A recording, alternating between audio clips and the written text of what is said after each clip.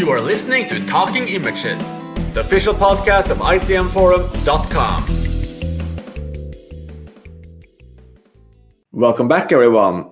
I'm Chris, and in this episode, we will take you into the minimalist world of Robert Bresson and confront it in all its cold and calculated power. Experiencing some of this man's films can almost be like going into a battle against all cinematic conventions. There are simply no directors like Bresson. What could he not strip away? Exposition, music, emotion, violence, action, even time. His actors were not even allowed to act. He saw them as models that he, as a director, could mold and arrange.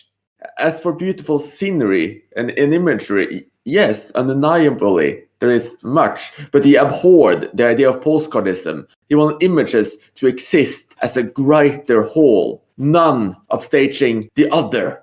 He developed an entire cinematic ideology, and it's impossible to ignore it. But we are also interested in how his films make us react, how they make us feel. And of course, they don't all make us feel the exact same way. Even more importantly, Bresson was not always the Bresson we think of today. His style grew and evolved. Ideas were formed. New experiments were made. That is why it's so incredibly exciting to be able to go through his entire filmography. Yes, that's right. We will cover each of the 13 feature films he made between 1943 and 1983, as well as his sole short film from 1934. And let's just spoil that right now. It's something quite different. But before we get into all of that, let me introduce you to my two absolutely wonderful co-hosts, Clem and Mathieu, both countrymen of Bresson. And just ask you this first quite easy entry question. Do you remember what your first reaction was to seeing a Robert Bresson film? Hey, this is Clem from France. I believe the first movie I saw from him was his most famous one, A Man Escape. I really liked it. It was quite unusual to see how stripped down, let's say, the film was, how unemotional everyone seemed to be. But even though they were emotionless, I could still feel the emotions. And I thought that was really incredible. Hi, I'm Mathieu from France also. And I guess the first time I saw a Bresson film was Journal d'un curé de campagne or Diary of a Country Priest. But by the time I saw it, I knew what to expect about Bresson's style. So I guess I wasn't that surprised. It conformed to my expectations. But it kind of interesting that Bresson, to me, he's not someone I was aware of before becoming a cinephile. Unlike most of the major French filmmakers, even people like Romer and Rivette, their names I was familiar with before. Whereas I remember, like the first time I looked at the Sight and Sound lists, seeing these French films that I had never heard of was quite surprising to me. Yeah, I had the same feeling that Bresson is not at all well known here in France. Well, he is in cinephile circles, right? Critics love Bresson, but yeah. Yeah, only in cinephile circles, but the general public haven't even heard of him, let alone see one of his films. Which is weird because we have some like art house filmmakers that are famous, like Romer. I mean, he's not a populist, but he's quite famous. Yeah, he's known, but people probably haven't seen that many of his films. Same goes for Godard or Truffaut. Yeah. Chabrol, all that. Those names are pretty big, but Bresson, for some reason, well, I guess maybe it's because he wasn't really a part of the French New Wave, which is quite famous here. Maybe. I don't know. That's a really good point, actually, and it seems that a lot of people even sometimes confuse him with the French New Wave because of Pickpocket, and just the fact that many of his slightly older films before the late 50s aren't necessarily the films that come up first. Yeah, but then you get something like Mouchette, which could not be less that like the French New Wave and is contemporary to it. So yeah. But yeah, Pickpocket is probably the closest, at least from what I've seen. I guess Four Nights of a Dreamer is also quite a bit new wave in a sense. It reminded me quite a lot of something Romer could have done.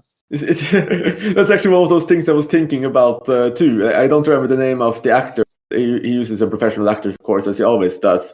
But just the way his lead looks in that film, it reminds me just so much of Leod and the kind of films he did with, for instance, Eustache.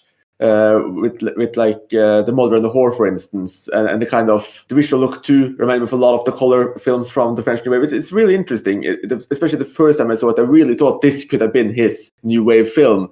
Though when I saw it again last week, it did of course strike me as yes, it is undeniably Bresson is still completely stripped down, but there's still something about it that has that kind of association. And from what I understand, he was one of the few filmmakers that were established that the French New Wave guys kind of respected, right? Him, Clouzot, Melville. I don't know about it, but yeah. No, pretty much. That is true. I think Godard in particular loved Bresson. Bastien too, who was obviously the main inspiration for the French New Wave and the co-founder of Création Cinema. When he died before most of Bresson's films were made, but he considered Diary of a Country Priest to be the greatest exercise in film criticism, actually, until that point. So I think there's definitely a lot of love for Bresson in the New Wave. And there's a lot of love for Bresson elsewhere too. I think if you look at the Sight and Sound list, he's number 11 of all time, of all directors. If you look at Days with Pictures, he's number 17. And even though he's on our own list on the ICM forum, he's ranked 36 at the moment, he has been as high as 13. So I think there is a lot of love and respect for Bresson in almost any cinephile circle and critic and academic circle you will enter into. Yeah, he's probably the most well-liked filmmaker that isn't known at all when you exit the cinephile circle, which is quite strange. Yeah, it's possible. I really like the thesis, and it's and I think why that is as well. I'm sure we discover it a bit more, and we talk about just how rigid he was in some ways, how stripped down, how different that was from the conventions. But before we actually dive into his short film, which is nothing like this at all, what do you think someone who has never seen a Bresson film should know before giving it a shot? I think they should be warned to not expect any acting. I mean, slight exaggeration, but, you know, I think they should be warned of that, because otherwise it could be a little alienating. But I think that's about it, really. I mean, if you're into art house film, that's really all you need to know, I think. And even though they're not acting, the film are still, well, at least for me, very interesting. Sometimes he reminds me of a less extreme version of Straub and Duillet, where there's like this same, like this character standing and not moving and just reciting their dialogues.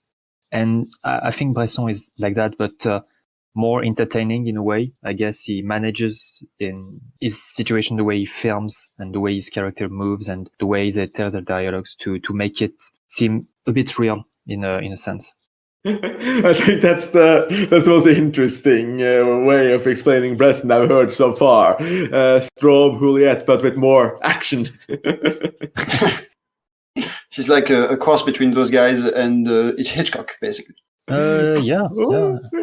I can't believe that. Yeah, I mean, it works. It works. Some of his films made me think he could have been the French Hitchcock if he had wanted to, but obviously he had other ideas in mind. Which is probably for the best, I think. Yeah, probably, and also in some, well, but you already have Clouseau and you already have Duvivier trying to do some Hitchcock things, so it's good that he set out on his own.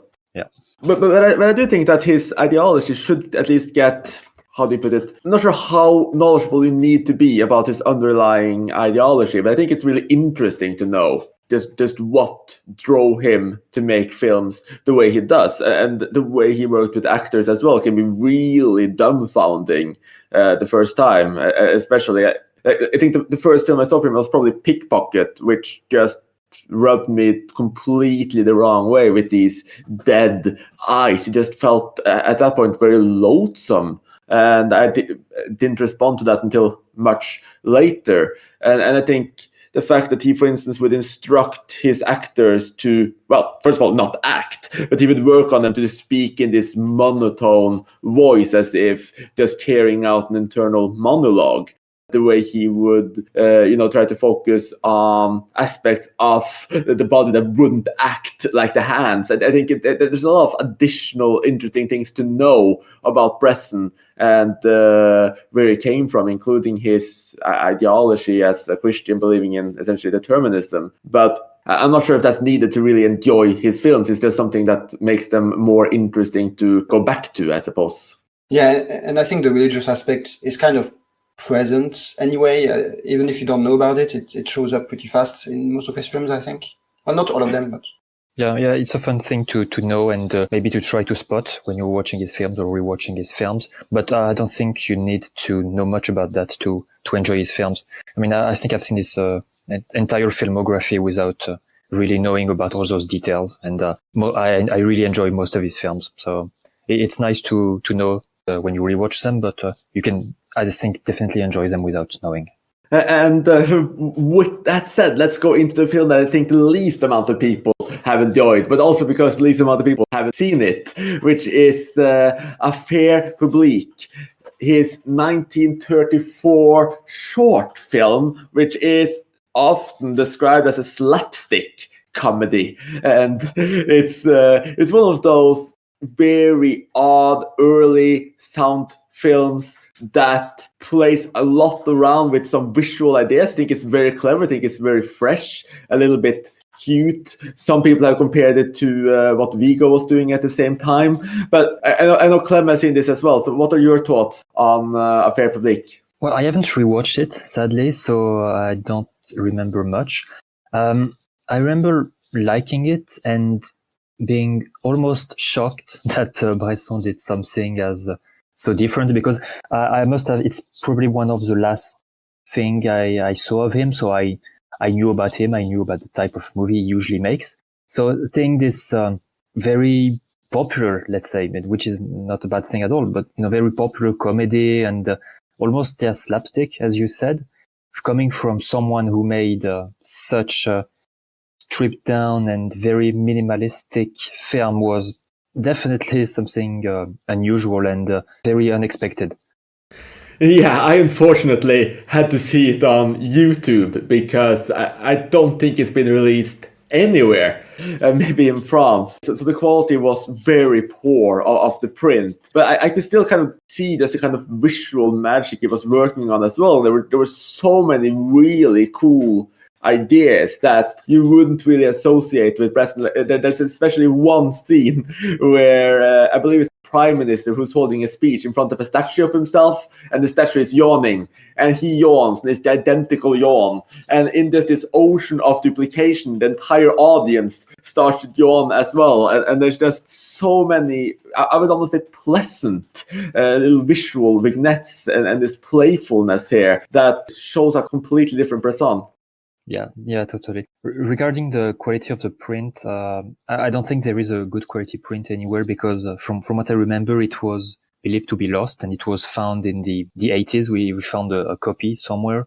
So I don't think that there are that many copies available of good quality. And so far, I don't think anyone has taken the time to remaster it, probably because the demand is not that high. But maybe one day, if someone makes a huge box set of every Bresson films, maybe they will take back that short film and remaster it.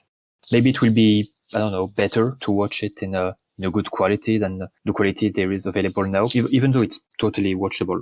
No, I definitely agree there. I mean, it could reemerge as this, wonderful triumph of the 30s that no one thought it was. It is still a bit hard for me to judge because it is quite corroded. But that is luckily not the case for any of his feature films. I think there were a few bad copies going around for a while, but today everything seems to be released on Blu-ray or gotten proper Criterion releases, etc., which is a great joy. And that includes his very first early films from the 40s, which are the films that are, I suppose, the least Bressonian and also the least talked about, probably as a result, but they are all the same incredibly interesting. I mean, we can jump straight to Angels of Sin, or if I can pronounce it correctly, La Ange du Perche, which was his very first film from 1943, already handling and working with religious motifs. It's set in a nunnery, already looking at human nature, and surprisingly, to me at least, already stripped quite down. You could clearly see a lot of signs of the director Bresson would be, though it also strikes me as a much warmer and let's just say a much less misanthropic view of the world. Okay, so before the police gets to you, Chris, just to protect you, Les Anges du Péché is how that's pronounced. Thank you. I was waiting for that from Mathieu. I mean, it's all I can contribute because I haven't seen those first two. So. Okay. I mean, just to give a really quick rundown of what the film is about, it's set in a reformist nunnery, essentially, that takes in ex-prisoners and essentially tries to redeem them. And we follow a much larger character gallery than we usually do, but I would say the drama is set around this young, idealistic woman coming in to the nunnery and meeting this one woman in prison who she wants to essentially save. And it focuses on the way these two characters interact and how much the prisoner loathes the nun. But at the same time, we start to see how some of her efforts may be working. It's still a stripped down film. It's still a very quiet film. It still has so much magic in the visuals and just some of the same focuses on the hands. And it's interesting as well that this is the film where that Bresson later said he discovered a lot of what he wanted to do. He started to, while filming, see how he wanted to strip down performance, but it didn't really work with professional actors. Apparently, there's trying to get what he wanted even resulted in tears, which is probably why he wanted to turn to non-professional actors later.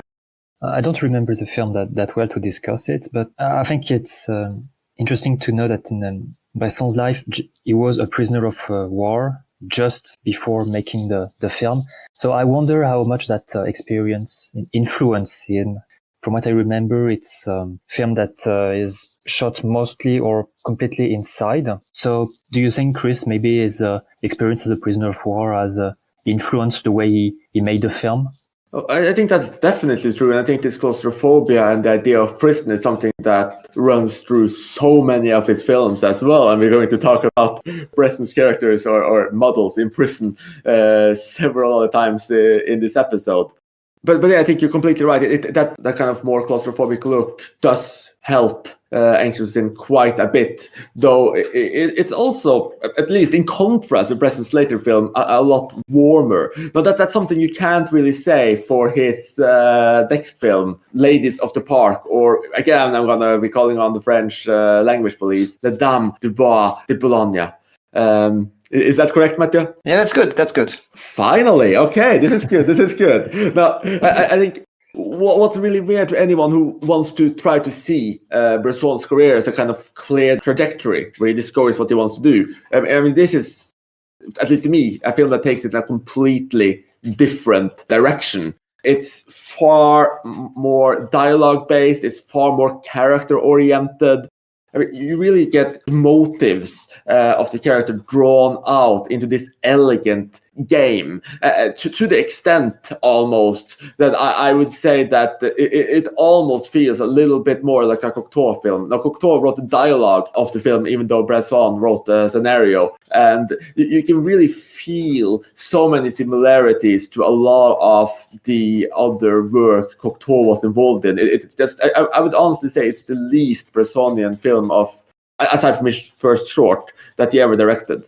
Yeah, I would definitely agree with that. And I think his first two films are the film that has the less personality that could have been made by anyone. You mentioned Cocteau, but yeah, it could have been Cocteau or another filmmaker, which is not a criticism. It was his first two films. So obviously, it's very rare that from the very first film, a filmmaker manages to create his own filmmaking way.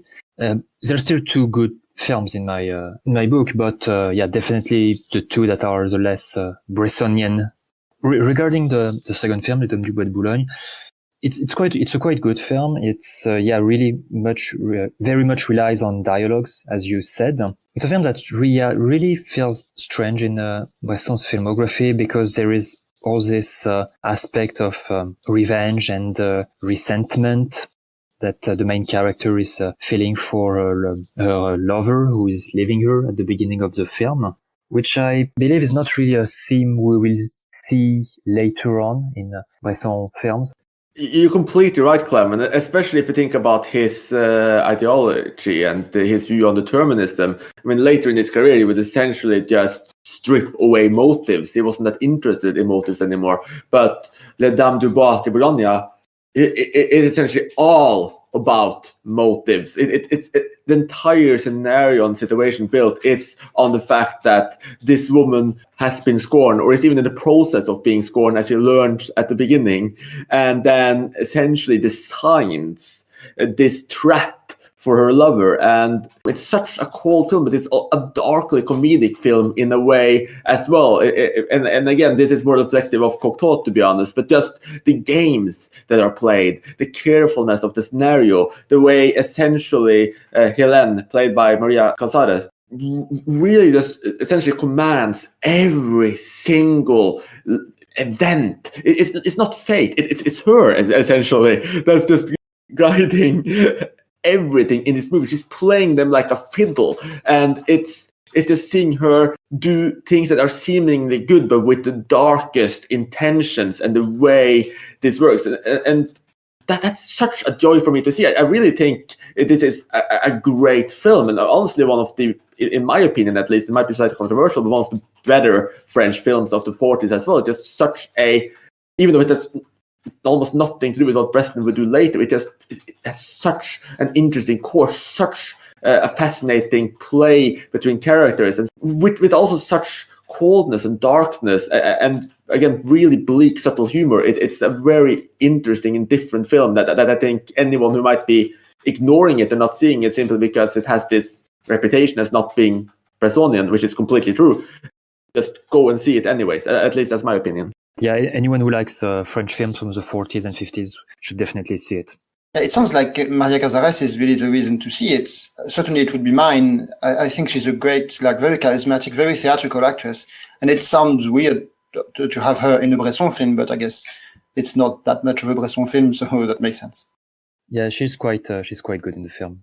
And I think it's worth noting too that, I mean, this is also based on the constraints that Bresson were placed under. He really couldn't secure funding for films unless he had professional actors and actresses. And that's why it also took him such a long time to be able to do what, in my opinion, is his masterpiece. And we might disagree a little bit on this, but Diary of a Country Priest was, in fact, his very first film with non-professional actors. And while it's certainly still not exactly the Bresson you would associate with Pickpocket or La Chante, it is such a powerful film, focusing in on this exact country priest and seen through his actual diary.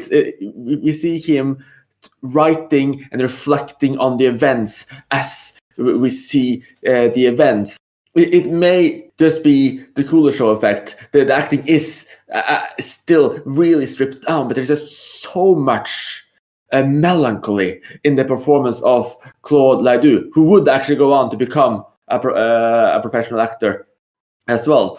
But this is the emotion conveyed there. It's absolutely incredible to me. It's just such a powerful film. Yeah, so I don't think of it as being his masterpiece, but I do think, I guess it's the first film I think about with Bresson, maybe because it's the first one I've seen. You say it's not the Bresson we think of, but to me it is. Again, maybe because it's first exposure, but I think the central performance here is like the typical performance by a Bresson protagonist, and it works really well. I think, as you mentioned, the Kuleshov effect is really working here as it will be in his other films, and we can project a lot onto him, but he is a character. And I think that's kind of a difficult balance that these performances have to strike, and I think they don't all do it.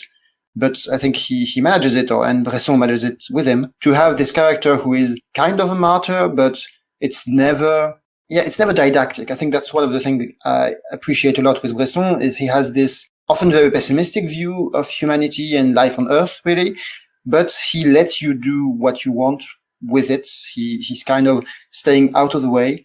And that's, I think, one of the things that make this film work really well. I don't know if you guys think of it as a crisis of faith film, because when I first watched it, I thought of it in relation kind of to all those Bergman films with these religious characters who are having a crisis of faith.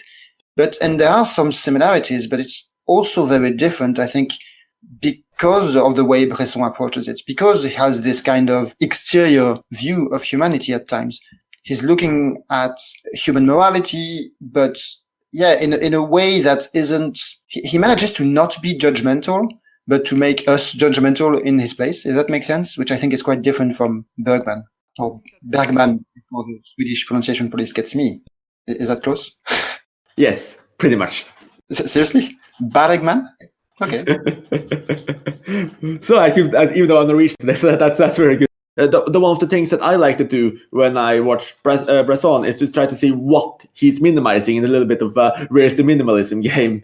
And one of the things I found really interesting here is that we hear a lot about this priest being out of tune. We hear a lot about him lacking social skills, and we see a little bit of that. But we also hear a lot about the things he wants to do, that he wants to reform. But we don't actually hear what he wants to do. You hear people coming to him talking about how not being ready for his great ideas. We never hear what his great ideas are. So this base motive is actually removed. The specificity is removed, and it essentially allows us, again, tying into the Kuleshov effect in the way Bresson makes film, it essentially allows us to put whatever motives or vision we see onto this character and reflect on it, while we also see his internal pain.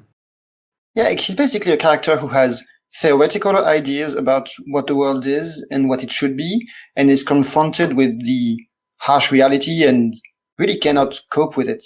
And he is kind of a martyr, but he makes himself a martyr. I mean, he really mistreats himself. Again, you can decide what you think about it, but in a sense, he's very egotistical, but also very altruistic. Again, it's really Bresson leaving you a lot of room for interpretation, I think. And that's also quite my point on how it's not quite the Bresson we're used to. At least for me, there was a more drastic shift with Pickpocket, and I'll talk about that a little bit when we get to our next film, A Man Escaped, as well. But I think both Diary of a Country Priest and A Man Escaped has a greater degree of sensuality in a way. It doesn't have the same misanthropy that we see in a lot of his later films. It's not as cold. If you look at the way the faces are shot and the ambience and the feeling, it almost has this. I think the best word I can really say is the sensuality. It reminds me a little bit more of the kind of magic that you would see in the gazing faces of his contemporary Cocteau, who had already worked with previously, when Cocteau managed to really get into his own later as well. You just have this kind of sensual, visual, poetical spirit of it. You just feel drawn into these eyes, while from Pickpocket onwards, it really feels like those eyes are pushing you away.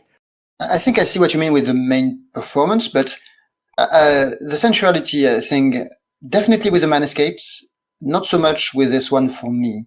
I do think of it as being a very cold film. I mean, I think of those landscapes, right? It's very wintry, or at least fall landscapes in the countryside. Yeah, I don't think of it as a warm film at all, but maybe that's why you think it's a masterpiece and I don't. I like it, to be clear. well, I don't need Bresson film to be warm to love it. I think L'Argent is my second favorite, but leads into one of Bresson's most beloved films, A Man Escaped, or, and this time I'm really going to be caught by the French pronunciation police, Un condamné à mort s'est échappé, où les vents soufflaient, où il vent. I mean, the first part was pretty good. Oh, thank you. I think you could have stopped there. I probably should have. I think what's really fascinating here is that, again, like you said, this is a film that also has this sensuality, or as if you said a film that, as contrary to the previous films, has an added sense of sensuality. And it's also, like Diary of a Country Priest and Pickpocket, heavily narrated. It's based on a journal of the person who this really happened to, and it's broadly his words that are used to get the same experience with retelling, with the past, and with slow focus. But with that, and this is somewhat unusual for Bresson, even though it's going to tie us into Pickpocket as well, there's a lot of tension, and I would claim suspense, as our lead, Lieutenant Fontaine, carefully plans his escape, slowly works on getting through his door, slowly plays with all of these little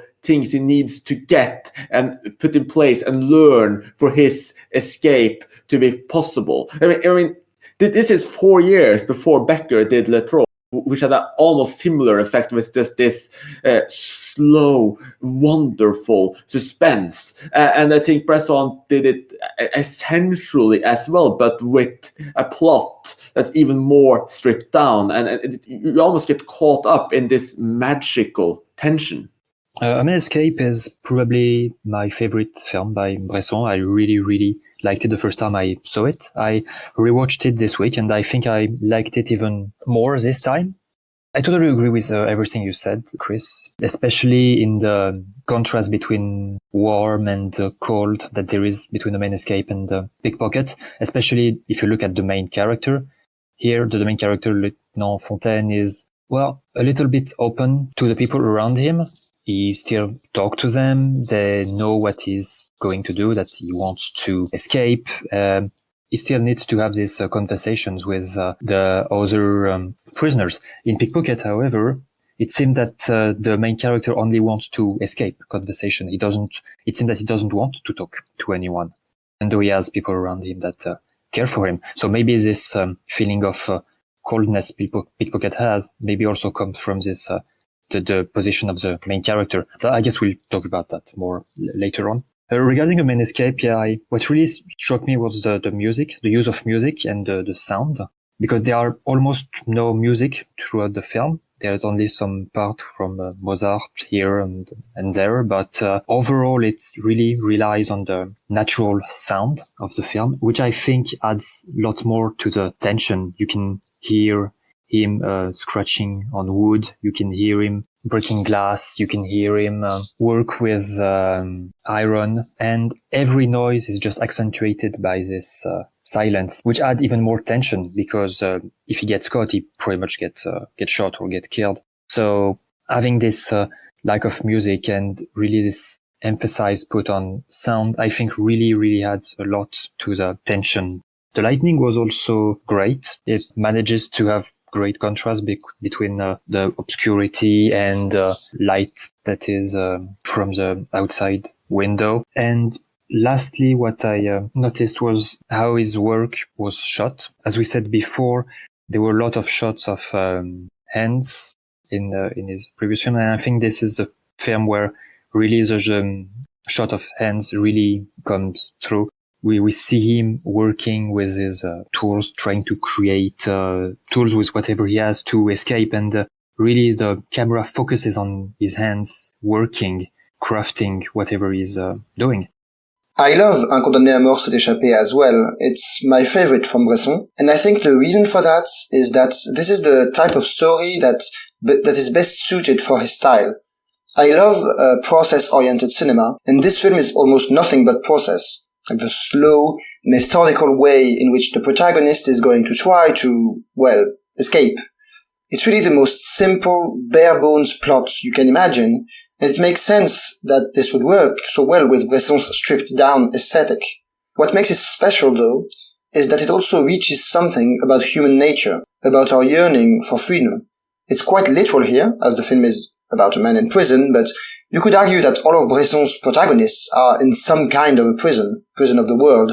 They all feel trapped and are looking for some way to escape.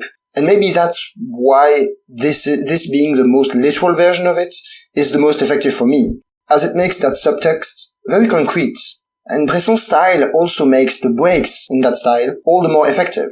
Clem, you mentioned the use of Mozart, and that use of classical music is so much more effective because of how sparse and without artifice, as Bresson would say, the film is outside of that.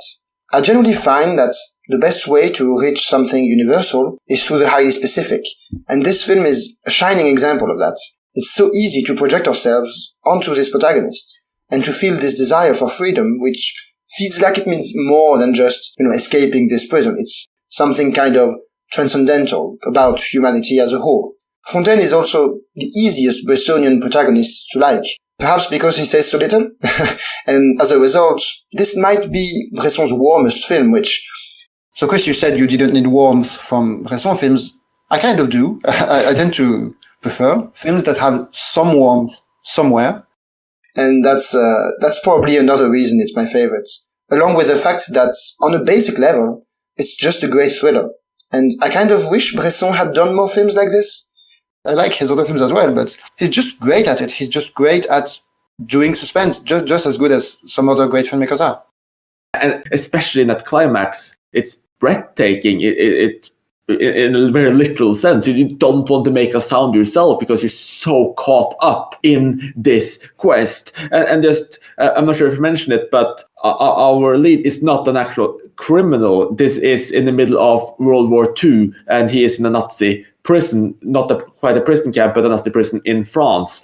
And he is arguably Bresson's last heroic character. And again, unlike his later, this is also a man with very clear, direct motives. He has a set motive and a set plan, and he puts it into action. And I think that's also why it's so easy to be drawn in and root for him.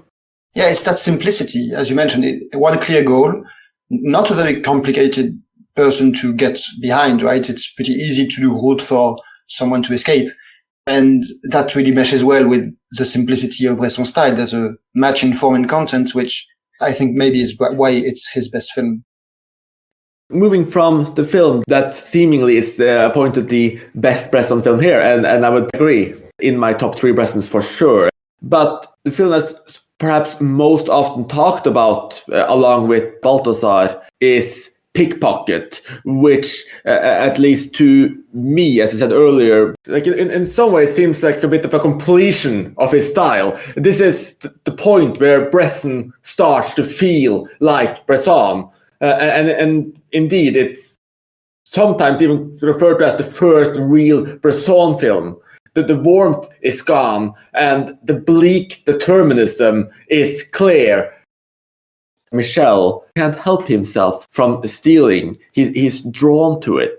But even though his eyes are so off-putting, even though the film can clearly be called misanthropic in so many ways, I think it does carry on with it a lot of the suspense that we felt in A Man Escapes, because the hand play again, the work of the hands as they, steal, as they pickpocket, is incredible. And just to compliment Bresson on how he managed to do this, he actually hired real pickpockets for the pickpocket scenes. It's incredible. It's like a dance. And the way that you can create so much suspense simply from using close-ups of hands, stealing wallets, and the techniques used. It's I would say it's something almost transcendental. I mean, it's out of this world, just the degree of complexity and simplicity. Yeah, totally. Yeah, I think Pickpocket and The Man Escape are very, very similar films. The music that is very similar in both films. The film only has one musical piece.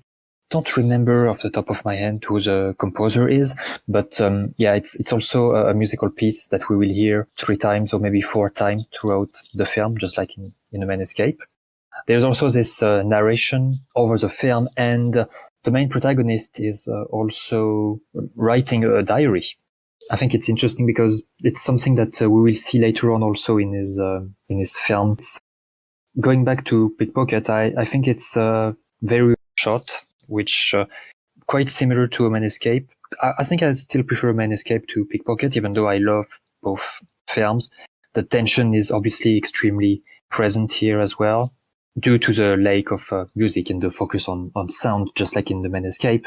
And also due to the fact that the police is very present in the film. So I think it's also interesting that Bresson denied that there was an influence. A lot of critics has compared it to Crime and Punishment. And as Bresson adopted Dostoevsky twice later in his career, it at least was a little inspired unconsciously, because the way that Michel reacts to the policeman is with the same kind of what would you say, larger than life megalomania. He has, even though he's a pickpocket and even though he's acting out of pure impulse, he seems to have this underlying philosophy that he is somehow superhuman, that he's somehow allowed to get away with things that other people shouldn't be. It's really off-putting for the character, but it works. It also puts us into this kind of intellectual cat and mouse game with the police inspector. So just to get back to the music is by Lully, who's a Renaissance French composer. Pickpocket is one I have a little trouble with. I enjoy the actual pickpocket aspect of it, what you mentioned, the cat and mouse. Also the ideology, as you said, that's kind of used to justify his impulse. It's actually, to get back to Hitchcock for a second, very similar to what the protagonist of Rope discuss. And it has to do with, you find that a lot in philosophy in general and Plato, etc. Where I have trouble with Pickpocket is that it's not only about that. I mean, that's all you talked about are the parts of the films I liked. But there's also a whole emotional aspect to it with his relationship with this woman. But that takes a lot of the film, and I think it doesn't work at all with the way Bresson approaches it, because the way he films people, the way he directs actors, it just doesn't lend itself to very emotional storytelling. And one of the things that I always see mentioned in reviews of this film that are positive is something about the ending, which is supposedly this very powerful scene. And to me, it doesn't really do much. I don't know. I like Pickpocket, but barely, just because of those pickpocket scenes, which, as you said, are great. I think he's attempting to make his style work for a story that isn't well suited to it, as far as I'm concerned. I guess we're spoiling the film, because I would like to discuss a bit the ending. Spoiler warning. So what happens is, he lives to England for 2 years and then come back, and this woman has a kid from his other friend who left her. I would agree that the romance, let's say, part is not the most interesting aspect of the film. The pickpocket scenes are obviously the main focus of the film. I think it's still an interesting relationship, and I think it deserves to have a place in the film, because it just shows how emotionally detached he is from everyone. And even though there is this woman around him and his friend, and usually in films, when you have this triangle, let's say, between a woman and two men, the two men will be fighting for her. Here, he just, he's not interested in that kind of thing at all. All he wants to do is pickpocket. It seems that he's not only doing it as a mean to survive, but also because after a while he seems to enjoy it, to enjoy the complexity, and to get a kick from doing that. And regarding the ending, it's not a very powerful ending. I would agree with you. I still think it's a pretty good ending.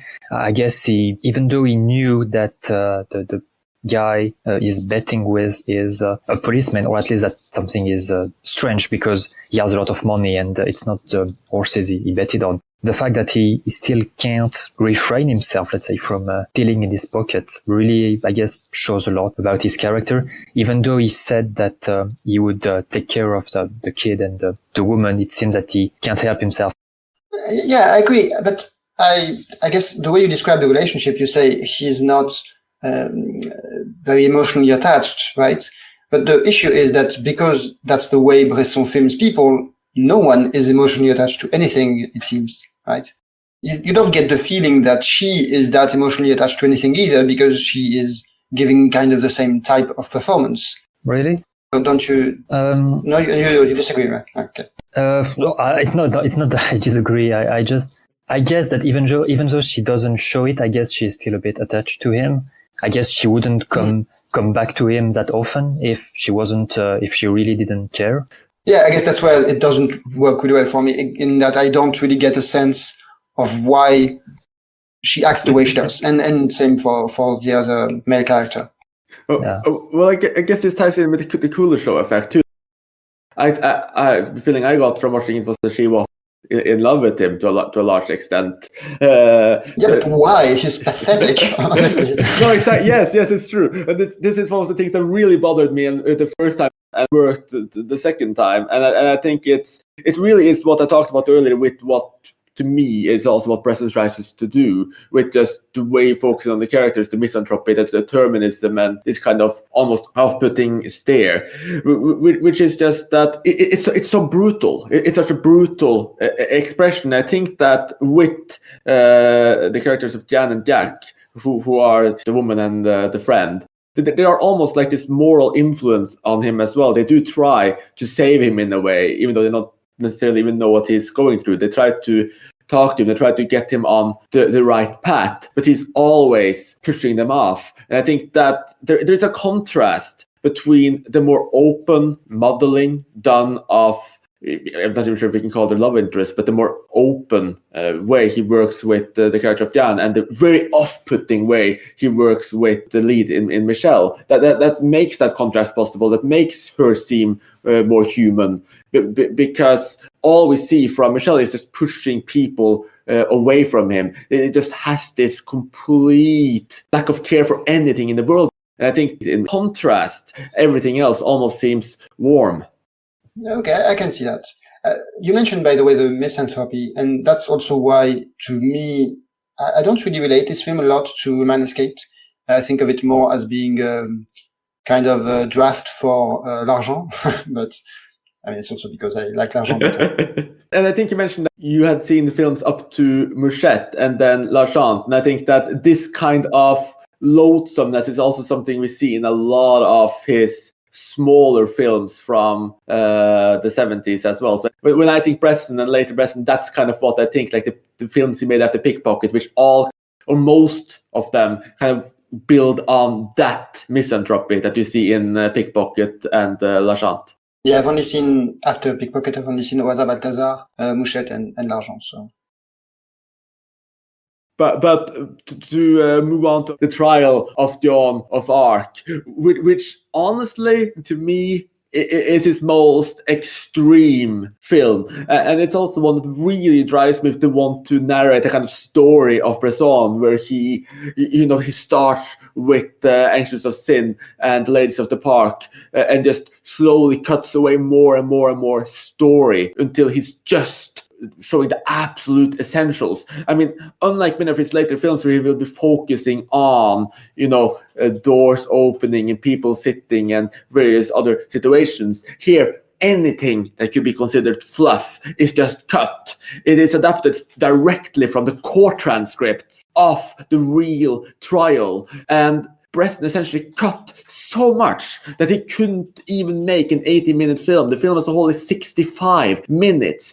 You essentially only get the testimonies of Joan of Arc and a few statements and questions from the inquisitors and people visiting her. That's it. It's her in court and in her cell. That's all we see. The scene's cut almost immediately as a line is spoken, sometimes just as the sentence finishes. It is so brutal in its expression. When I say it's his most extreme film, or perhaps his most extreme experiment, I don't think I'm exaggerating at all. And it's just such a different visual and cinematic experience than almost anything else that exists. The question, of course, we will left is does it work? Good question. It's also a film I rewatched this week. I think I liked it a bit less this time around. As you said, yeah, it's very much his most extreme film in the sense that it is the most minimalistic approach to film that he did. We only have these dialogues, and that's about it. Even though there are a bit of movements here and there. You see her walking from her jail to the courtroom, and then we see them going into her jail cell. So there are still a bit of action going on, but it's only for a few seconds, and the rest is pretty much just talk, and that's about it. Even though there is a little subplot between Joan of Arc and one of the priests, who's trying, I guess, to help her by making some small signs to her. I hope you see who I'm talking about, the young one. Yes, don't worry. Yeah. Okay, great. It's just a little subplot thing that has not that doesn't really add anything to the story, but I guess it's something else to be looking after in the film. I guess I was a little bit less interested this time around hearing the dialogues, because the dialogues are obviously the most important part.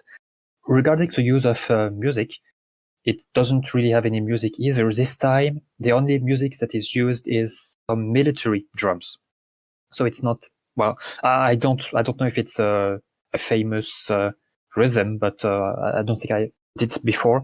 So we went from this classical pieces to just stripped down bare minimum war drum type of music, which I thought add to this minimalistic extreme approach of the film. So overall, it's a good film, but probably not one that I would consider is the best after a rewatch. Yeah, I mean, I think this is one of his weaker films for sure, but it actually grew for me on rewatch. I rewatched it a couple of months ago before we even planned this episode, and I was just really interested in that extremity and in that depiction, and from a standpoint of a minimalistic exercise, it's incredibly impressive. But I also think it does have a decent amount of power, and I think it also, I suppose I was wrong a little bit earlier when I said that lead in A Man Escapes is the last heroic Bresson character. Obviously, Joan of Arc displays a great degree of heroism and persistence in this film as well. And as Bresson was about Christian, I can really read something, I suppose, additional into this portrayal, because you do have a return of the sensuality in a little way, but at the same time, the emotions are so stripped down as well. There's just almost no essence of what we consider performance. Let's put it like this, it's an experience. It's an extremely cut down, really blunt experience that still, at least to me, carried a lot of power with it just because of that.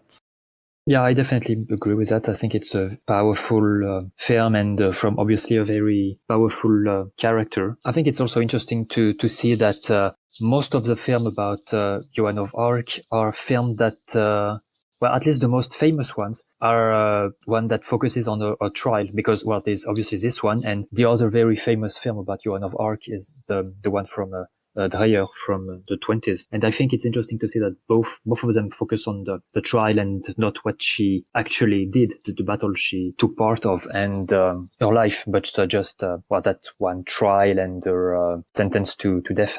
Just to jump in, one of the reasons I think that both of these films are so focused on the trial is also because we have a trace of it. I mean, we have the transcript basically from the trial. And so that's a thing we know about for sure, about Joan of Arc. So that's also why it's so important and often represented. Yeah, I forgot about that, but at the very beginning of the film, it says that the dialogues are taken directly from the manuscript that we have. I think there are perhaps a couple of lines from the priest that tries to help her that are not in the court trial. Essentially, every line of dialogue is a written down line of dialogue, just repeated verbatim. So it's definitely a unique exercise in that regard. Yeah, anything out of the court would be fictional. Which one? Sorry, Mathieu? Anything out of the trial. I don't know if there are scenes in the prison, right?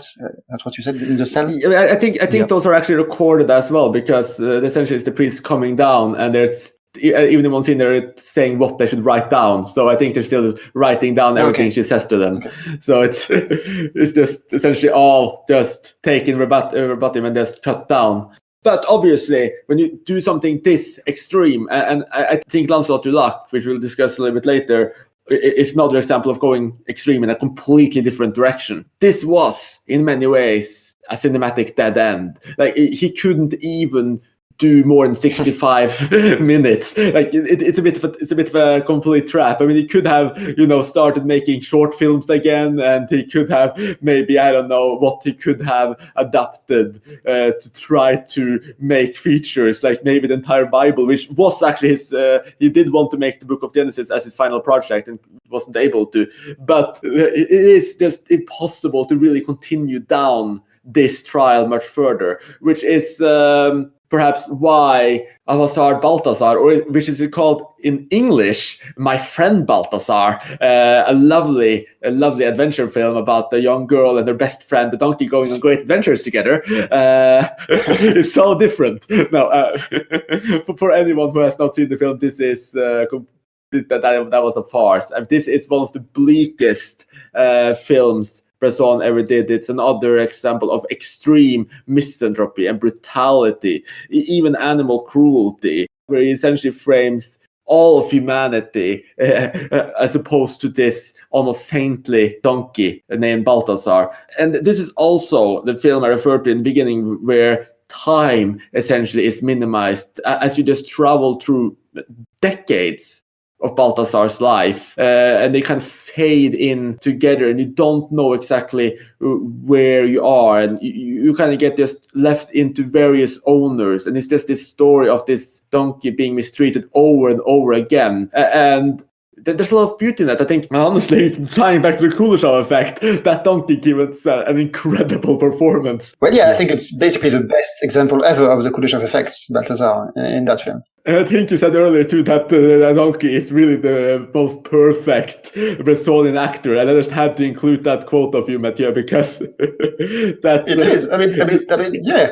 But like you said he was in a cinematic dead end and he had to get out of it. But in a way, he goes even down deeper the rabbit hole by getting rid of human protagonists. Yes, it's true, and it's even worse too, because he refused to cast an untrained donkey. Sorry, he refused to cast a trained donkey because he thought the audience could tell. His acting skill would those be divas. too Yes, high. like I shall have no professionals, not even the donkey. Is it only one donkey? That's also impressive if that's the case. I believe so. Yes. Yeah, just to get back to us for a second to the Kuleshov effect, I think maybe the one scene that I would use to illustrate the Kuleshov effect just in all of cinema would be the scene where Baltazar is going into the circus and Bresson he cuts from the various animals in the circus and back to Baltazar. And you really feel like he is amused or angry or afraid. Like it really strongly feels that way, at least to me, which of course is completely, nonsense. And I think it's a very impressive scene in that respect. But I did say he was going away from human protagonists, but that's not quite true because of course in Hasard Baltazar you have Andrzejewski, who is the real protagonist, I would say. And you mentioned earlier that he didn't like his actors doing other things. Well, obviously Andrzejewski did do other things later. And I think it's a testament to how good she is as an actress that she manages to kind of break through his style, right? She manages to still communicate emotion while still adhering essentially to what Bresson is doing. And I think that's what makes it a great film. I love Hasard Baltazar. And it's not a film that is obvious for me to love because Un condamné à mort s'est échappé, or Man Escape, that's a thriller. It's very process focused. It's the kind of thing I love usually. But this isn't. And I think it's really Wierzemski that brings me in and that gives me that way to appreciate it despite the intense bleakness, as you describe it. I mean, the boyfriend character in Hasard Baltazar might be the most evil person ever portrayed on screen. I don't know. At least in a Bresson film, I think. I agree. I really agree. I mean, all of the misanthropy of Bresson's later film, I can think of one character that makes me loathe him more than this one. And I also completely agree regarding Wierzemski. I mean, her performance there, and I guess it's really hard to talk about performances in Bresson's films. So I think it's perhaps better to talk about presence, but her presence and a kind of emotional resonance and strength, you just get from seeing her essentially portray someone so weak, so surrendering, and just consistently more and more beaten down as well. It's incredible. I think she really stands out as this, well, it's almost symbol of this film whenever I think back at it, is that performance. I did rewatch that over the last week as well, and honestly, it went down a little bit in my estimation, largely just because the first time I couldn't help but sympathize so much with her character, Marie. Well, this time it was more clear that she was going, I saw her less as a victim, I suppose. I saw her more as accepting what was happening to her and going into what was happening to her, which I guess made emotional resonance a little weaker, and perhaps my emotional resonance towards the donkey itself became stronger. But yes, I mean, she does such an incredible job in this movie. See, I'm the reverse, actually. We'll talk about that with Mouchette, but I think because she is the architect of her own demise, I think that makes her a better character, or one I find it easier to empathize with, actually. Because saintly characters that get tortured by circumstances, I don't know, we see that a lot in film, and I often have a little trouble with it. And I think, obviously, she has a pretty terrible time, but the fact that she has this attraction for this guy, she is really driven by her own desires. And I think that's much more interesting than someone who is more passive and just a victim. One thing that's unique about this film, at least in the ones I've seen, is Baltazar, and to have this audience surrogates, right? Because the other Bresson protagonists, they're always very active. They're very much driving the plot. But if you see Baltazar as the protagonist here, he's just the audience surrogates. And I think that helps the film not feel prescriptive, right? Because Bresson is interested in morality. He's interested in basically how bad humanity is, how sinful it is. But it doesn't feel like he's wagging your finger at you. In part, I think because he uses this device of Baltazar. And I think what you say about Wiazemski's character also really ties in with the determinism that is really in full flow in Bresson's work now, in the sense that against her best well-being in every way, she keeps making these really bad decisions for herself. Yeah, you could see it as determinism, and I'm sure from what you seem to say, Bresson would see it that way. But you could also see it as just being, on the contrary, right? Making the bad choices. That's maybe the best example of free will, that you don't think rationally and you don't do the obvious thing, you do the reverse.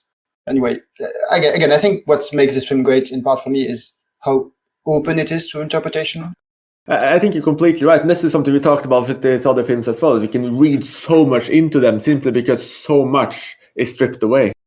And to continue the exercise in stripping things away, I think we also didn't mention that this is the first film Bresson did without either heavy monologue or narration. It is a film with, with an animal protagonist that doesn't speak.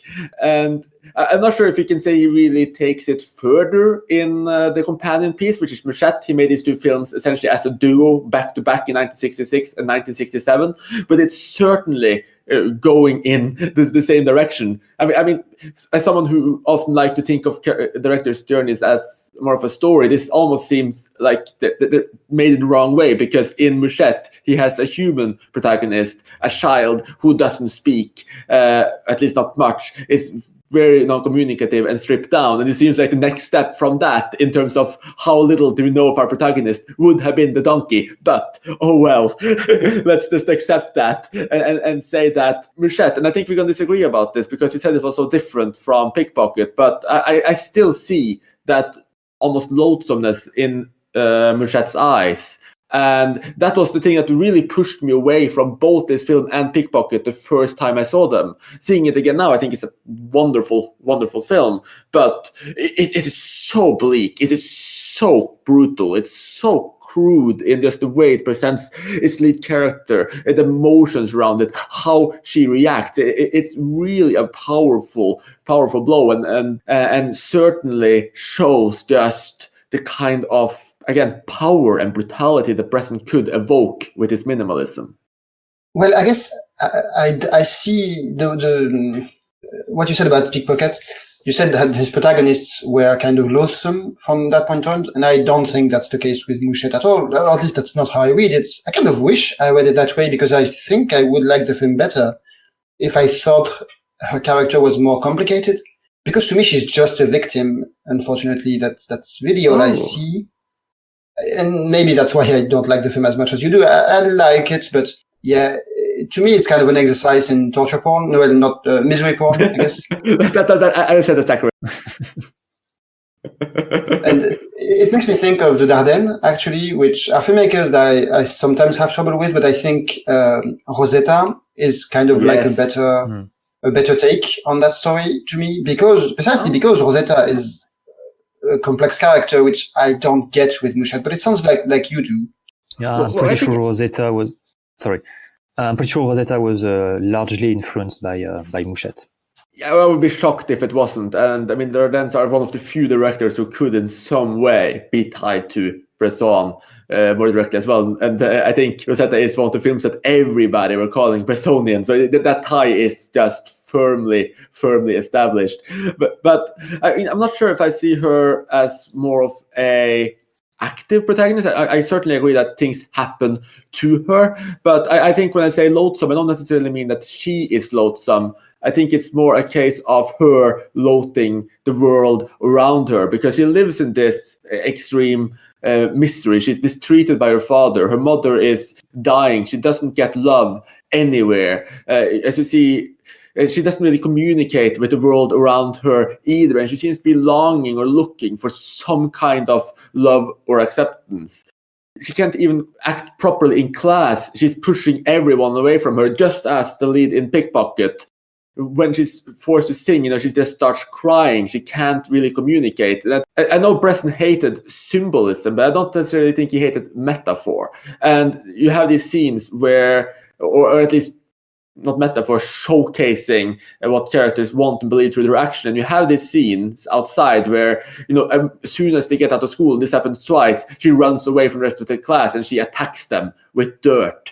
And the things she throws the dirt at are things like handbags and perfume, and perhaps all of the things that she doesn't get or doesn't enjoy, the finer things in life, if you will. And it's just this utterly and completely pained and tortured character, which is why I think you're calling it torture porn is actually quite fitting. I guess I would agree with both of you on Mouchette. I think I liked it way more this time that I rewatched it than the first time. The main character Mouchette is obviously very Bressonian. She isn't really open to the world, and there is all of those things going around her. She isn't living in a very happy environment, as we said. And I guess what really makes her interesting is that even though she's rejecting everything that is around her, she's still a child. And I think it's the first and only time Bresson really had a child as his main protagonist. And just like the donkey is powerless, she is as well. She can't really, she's young, she can't really defend herself. She's almost alone, in the world. Even though she has people around her, they don't really care for her. And, the only character that will, I guess, care a bit for her and her well-being will be a man she will meet later on in the film, in the second half of the film, where she will spend the night with him in his cabin, I guess, on a rainy night. And she will care for him all throughout the night, even when he has some kind of epileptic seizure, I think. She cares for him, singing for him, and just caring about him the way she cares for her mother. I guess that's the only time where a Bresson character will care that much for another person. Well, at least since his early work. Yeah. But no, and I think this relationship between her and Arsène is also really troubling, though. It's obviously an adult. It obviously has very big psychological problems. And there's also this, I don't think I want to spoil what happens to them, but there's also this sexual element there, which can be deeply disturbing, and also how she reacts to that. And I'm not sure we want to spoil Mouchette. The ending, I think, is very troubling for me, but it's just this cold and calculated, almost by the numbers way that he moves her towards a specific reaction and decision. And I think it worked for me more this time than last time. But there's the bleakness and coldness of this film. I mean, like, perhaps Largent is colder and bleaker and darker, but Mouchette is certainly second in line, I would say. Yeah, without saying where it is, when we get to the end, it feels inevitable, I guess. Back to determinism, as you mentioned. Even though, yeah, it's hard to talk about it without spoiling it. I guess she had faith, let's say, in Arsène, that things will be different with him because of what he did. They would maybe she imagined that they would, I don't know, he would take her away. And I guess the ending shows that things are not the way she imagined them at first. And maybe that would explain what happened in the last scenes of the movie. I know it's quite vague said like that, but it's very hard to discuss it without revealing elements of the plot. Yeah, I agree, and I really just think that it just showcased how pained and tortured she is by the world around her, that she's just willing to cling to any kind of closeness, no matter what it is. Now, moving on to our next film here, it has, I suppose, some of the similar thematics to return, but a little bit in reverse. Now, A Gentlewoman, or Une Femme Douce, is Bresson's first color film, and it also starred an actress who would go on to become quite big, Dominique Sanda. So it's two actresses in very close timelines that, you could also say broke Bresson's heart in getting quite large careers afterwards, and Sanda had a much larger career than Wiazemski. But in terms of, I think this is an interesting film to see because it's often considered one of the lesser Bressons, and it returns the kind of verbosity of some of his earlier films, where it opens up with Sanda's character's suicide, and then we get essentially the history of it through the retelling of her husband as he tries to come to terms with what has happened. So you have narration and you have flashbacks in a very similar way as in his older films. But I suppose an interesting thing again here is that while in his earlier films it was characters telling their own story and then characters not being able to speak, in A Gentlewoman it's someone narrating the story of someone else.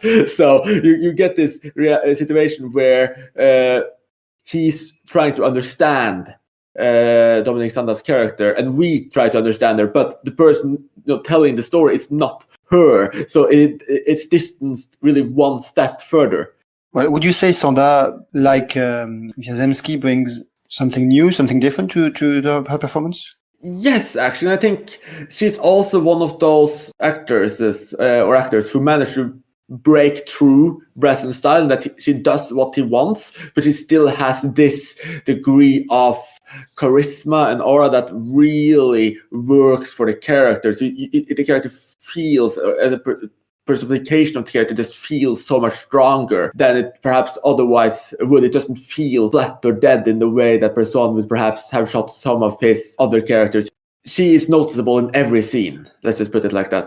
The fact that the film is in color, I think, is very interesting. It's his first film is in color, as you said, and it's such a huge contrast in Bresson's career between the black and white and the color. Because as we said, his films are usually extremely bleak and very stripped down to the bare essential. And the black and white cinematography just added to this feeling of almost coldness and minimalistic approach. Here, he decided to film in colors, and from what I remember, his films are pretty colorful, actually. He decided to, well, not extremely colorful, but he decided to use colors to his advantage in his films, which I guess is a very deliberate choice, because obviously he could have started making color films pretty much since his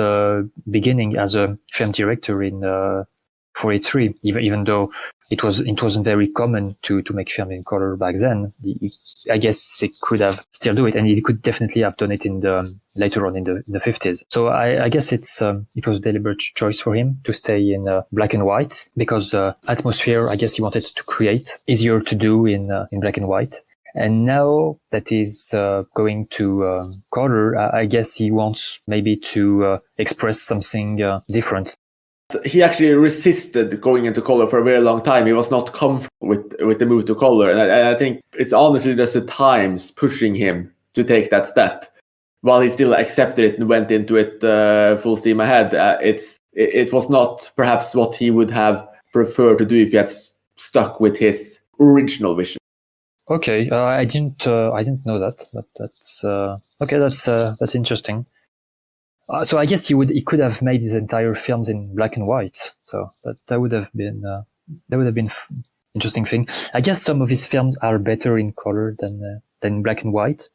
But yeah, honestly, looking at his filmography, the rest of his filmography could have been in black and white, and it wouldn't have made that much of a difference, I guess. So it is true, but the color does work as well. And I think one of the things that really strikes me with A Gentlewoman is its gentleness. In a way, it is really so slow moving, and again, returning to a few of his earlier films, it doesn't feel as harsh. It feels more sympathetic. It feels more sensual. Now that's probably largely due to Sanda's performance and showing us the kind of internal pain this character is going through, and just being so separated from both her husband, from love, from whatever you think this character might be looking for. I mean, that's the thing, we don't really know. We just know that something is severely wrong. We don't really know her story. We only observe her through her husband's words. But there is just this quiet, melancholic pain that's just present at all points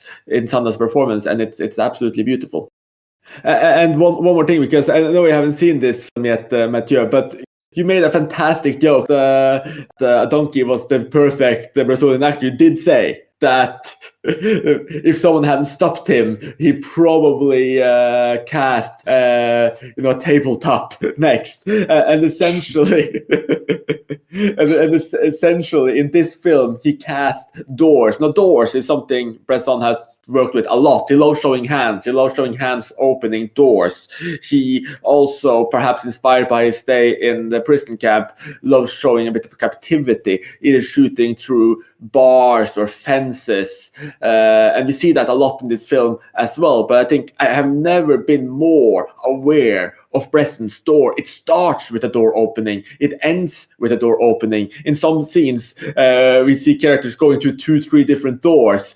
Several scenes are shot through glass doors. It's just doors really work through all of it. And while, again, Bresson hated symbolism, I think it must have been a conscious decision in terms of just the emotions of boxing in the character. And when I say the last scene ends with a door, it's not a door, it is her casket being closed, but it's a very similar effect. And this idea of his lead characters being so boxed in and closed up, and always these doors being closed and open, it has a really interesting effect in this film. And not to mention that one of the main objects, let's say in Open Escape, is obviously the door that he has to crack through in order to escape. So yeah, doors are probably something very important in his films. Yeah, it might not be on purpose. You never know. I do think it gets back to the idea that we discussed earlier about all of his main characters being prisoners of the world, in a sense. Either literally prisoners, but even in the open air, they're kind of imprisoned. Yeah, I guess it's true. I guess it also is accentuated by the fact that the characters usually are not like moving a lot, making like those moving around their arms or anything. It always looks like that their arms are straight and close to their body, which I guess almost looks like they're in not in a box, but that their movements are restrained. That's a really great point as well, and I think just to tie up this conversation with an observation that I did not make myself, but which is said about the film a lot, is that tying this to Bresson's ideology of wanting cinema to be something completely different from every other art forms. Of course, as you know, he detested the word cinema himself itself, and so that's filmed plays, preferring cinematography. In this film, he actually ties in theater. He shows theater on screen. He shows people reading. He shows people listening to music. He shows people going to museums and looking at various forms of art. So it has been called a bit of a showcase of how his cinema is different from these other art forms. Though that's not something I myself picked up on at the time. I think it's worth bringing into the equation. It is definitely something I thought about with regards to the acting style. And also the fact that a lot of his films, I especially thought about this with Journal d'un curé de campagne and so Diary of a Country Priest and A Man Escaped, they feel like silent films at time. And that's, I think, because that is kind of the purest form of cinema, and the way he directs his actors is very much something you can only get away with in film. So I think that really reinforces your point that he is really, I definitely agree that he achieves that. He achieves something that is uniquely cinematic through this very peculiar way of directing actors. Yeah, I guess it would be silent film, but with natural sounds. Yeah. Yeah. Obviously they're not silent, but they kind of look like that at times. I don't know, or feel like that. No, I totally agree. Yeah, they look like, they look very much like silent film, but there is always the importance of the sounds around him. So yeah, which is why I said, silent film, but using natural sounds. Maybe, films where characters couldn't speak, or their voice wouldn't be picked by the mics around, but only natural sounds. And this focus on natural sounds does tie us into the next film, 4 Nights of a Dreamer, which is still completely stripped down, but also returning us to a lot of the things we know from Bresson. You have character narration, you have characters closed off, separated from the world. It's also in color, and here the colors are absolutely incredible. I think some of the shots here are almost dreamlike, and I suppose this is why that despite it still being so minimalistic, so cut down in terms of the scope of human emotions, it feels like a warmer film. And I'm going to talk a little bit about the music later, but there's even musical intervals coming into the film with this almost degree of magic as he spins a love story. And it might be, I think love story might be going slightly too far, but a story of love, rather. And one of the very few Bresson did, especially in this way, where the love and longing it can be felt. So in some ways it's an archetypical Bresson film, but in some ways it's so different. Yeah, it's extremely different from the rest of the film that he made until that point. If we exclude the film we just talked about, A Gentlewoman. Chris, you will talk about the music, but I think that was one of the things I picked up when I rewatched it, was the use of music. It's very modern because before that we only had classical pieces. Here we have, I'm not an expert, but I think it's bossa nova, which is, to me, seem like something more modern type of music. The setup is obviously great. The film takes place in Paris by night. It's interesting to notice that I think the film is very luminous in a way. There is a lot of light, even though it's taking place during the night. We have the lights coming from the lights, outside in the street, but also lights coming from shops and coming from boats sailing in the Seine. No, I think you're completely right there. And this is what I talked about also with the beauty of this film, because while A Gentlewoman was his first color film, this is the first film where I feel he really used color and composed with color and composed with lights. And it feels very different. Now, it is such a stripped bare story, and it is about a young, isolated painter meeting a young woman contemplating suicide, talking her essentially down off the ledge, and then forming a kind of relationship based on that. This woman is hopelessly in love with a man who left her a year earlier, and she was hoping to meet on the romantic bridge, Point North, and he didn't show up. And over the next few days, or rather nights, these two characters meet up and they talk about their lives and they get to know each other.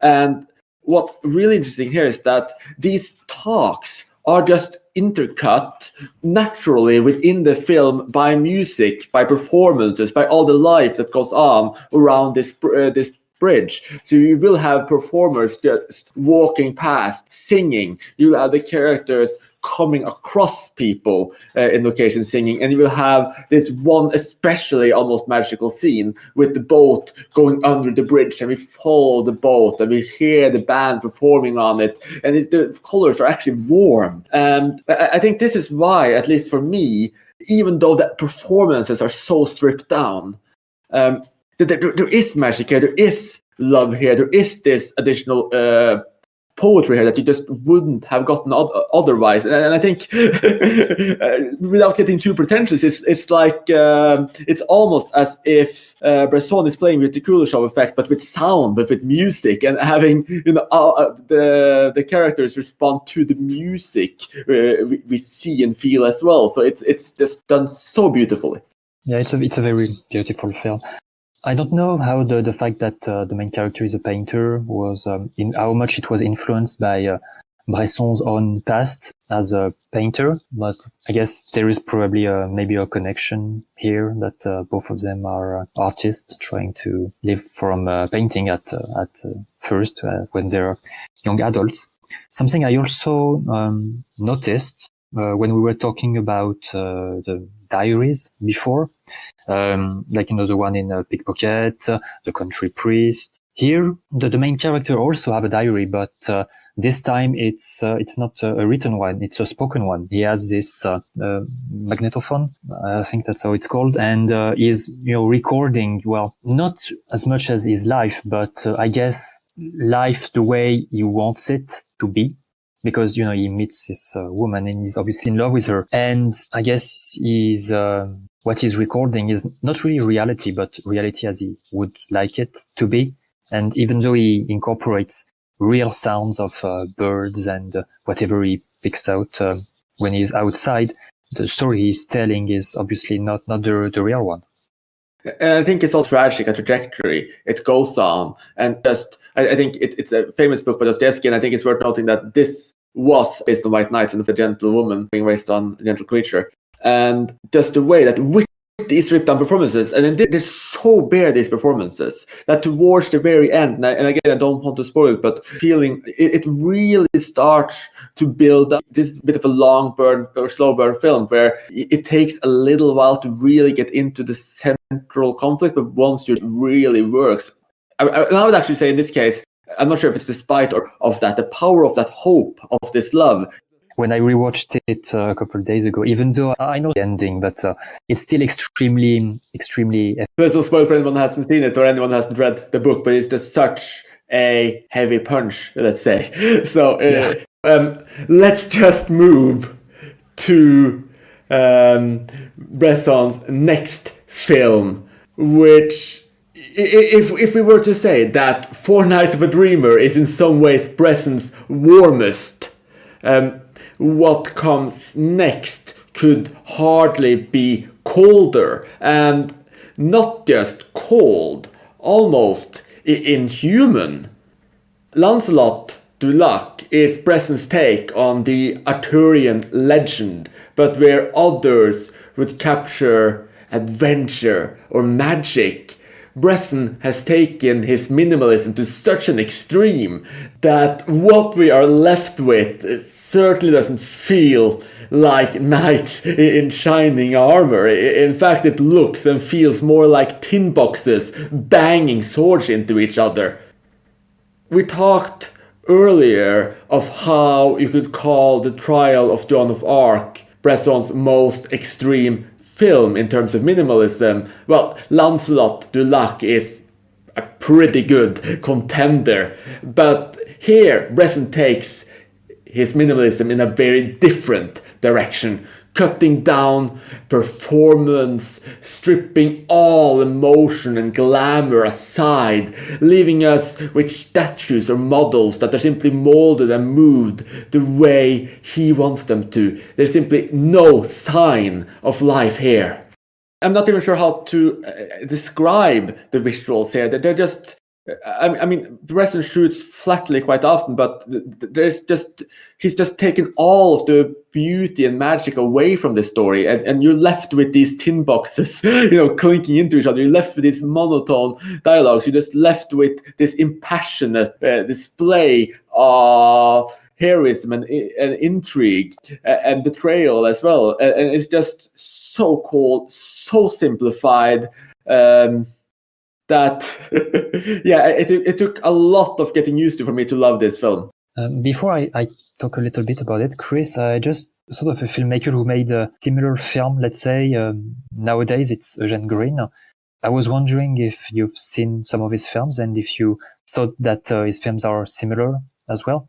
No, I don't believe I have, actually. That's I'll definitely put his works on my watch list. You haven't? Okay. Well, I thought they were quite similar because they have this also very stripped down, almost non-acting in a way. And one of his most famous films, which I can't remember the title, I'll look for it a bit later on, is also taking place in the Middle Ages at the same time of Lancelot. I know Saul disliked his films from what I remember. So yeah, but I think they're quite original. Yeah, I'll definitely seek out this work. And yeah, I can see what you mean with this complete strip down and people not responding to this. Like, I did not respond to Lancelot du Lac at all the first time I saw it. It was my least favorite Bresson for the longest amount of time. But once I started to see more Bresson, it was also the first film that I really wanted to re-explore to see if it would work for me now. And it really did. I responded so much to just the brutality of it, the simplicity of it, the experiment in itself. Now I'm often swept away by style and by expression, which I suppose is what worked there. But just the way everything is stripped down to this extent, I mean, the extremity of it and the impassionateness of it, it works. It becomes powerful in a way for me, though I really struggle to say why. I think it's just the sheer brutality of something so stripped down. To change the subject a little bit, I wanted to talk about the colors. I remember the colors being very, very bright, might not be the right term, but I remember the film being quite colorful and probably the most colorful film Bresson ever did. Would you agree with that, Chris? I think I would probably say that Four Nights with a Dreamer is more colorful, but yes, I can to an extent see what you mean. It's it's also set a lot in the forest. It's has some decoration. You have large jousting scenes with the spectators and all in the proper garbs, etc. But I mean, I just can't really think of it as colorful. I see it as so muted in every way. So it's hard for me to see it that way. But I think you're broadly accurate. Okay. So I haven't seen those ones, but I was actually surprised by how relatively colorful L'Argent was when I watched it. It's not super bright, but it's not as drab as you might expect from Bresson's worldview. And moving over to a film that perhaps doesn't use colors that much or that well, it's his penultimate film, The Devil Probably, which was inspired by a newspaper cutting of a suicide that ended up being a murder. It's probably my least favorite Bresson. I still think it's a really strong work, but it is probably the one film where I thought his style just did not quite work.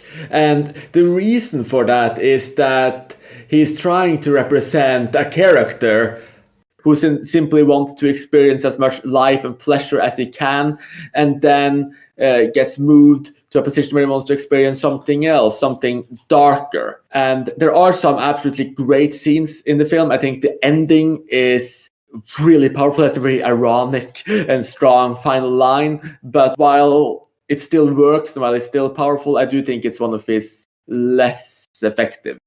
Bresson adapted 2 books by Dostoevsky, and for some reason, I believe that the main character reminded me a lot of a Dostoevsky character in the way that he, discuss religion, politics, and try to find, I guess, his place in the world and just eventually reject everything. I thought he was a very Dostoevskian character.